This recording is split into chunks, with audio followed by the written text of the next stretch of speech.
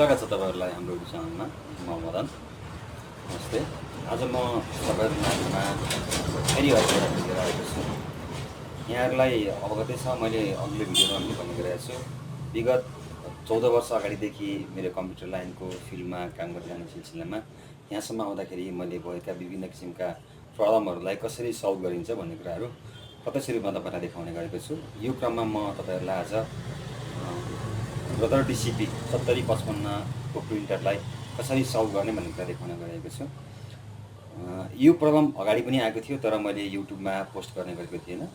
अबका दिनहरुमा आएका प्रब्लमहरुलाई मैले युट्युबको माध्यमद्वारा तपाईहरु माझमा मेरो भिडियोहरु अथवा भइरहेको प्रब्लमहरुलाई सल्भ कसरी गरिन्छ भनेर देखाउने प्रक्रियामा छु।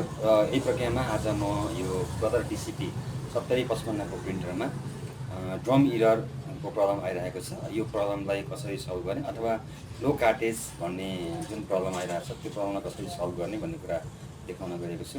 कृपया यो भिडियो सुरुदेखि अन्तसम्म अवश्य हेर्नु होला। लाइक, शेयर, सब्स्क्राइब गर्न पनि नबिर्सनु होला। आउनु सुरु गरौँ। ब्रदर डिसिपी 7055 ड्रम इरर भनेर देखाइरहेको छ। यहाँ हजुरहरूले देख्न सक्नुहुन्छ ड्रम इरर।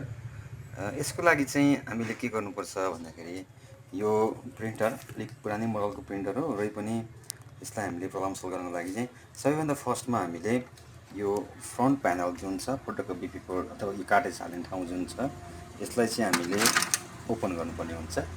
ओपन गरिसके पछाडि क्लियर बटनमा प्रेस गर्नुपर्ने हुन्छ। क्लियर बटन यहाँ देख्नुभयो हजुरले, यो क्लियर बटनमा प्रेस गर्नुपर्ने हुन्छ र स्टार्ट बटन यसलाई अलिक फास्ट नै गर्नुपर्छ र प्लस बटन एकचोटि प्लस दिनुहोस्। यहाँ प्लस गर्दाखेरि के हुन्छ 01 भन्ने आएको छ।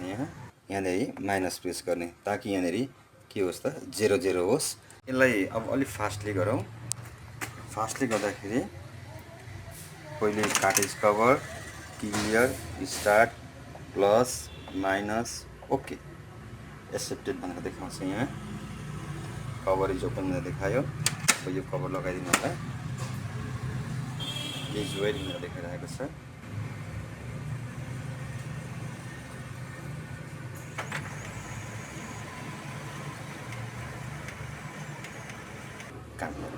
धन्यवाद छ यो भिडियो हेर्नु भएकोमा। यो भिडियोलाई लाइक, शेयर, सब्स्क्राइब गर्न नबिर्सनु होला।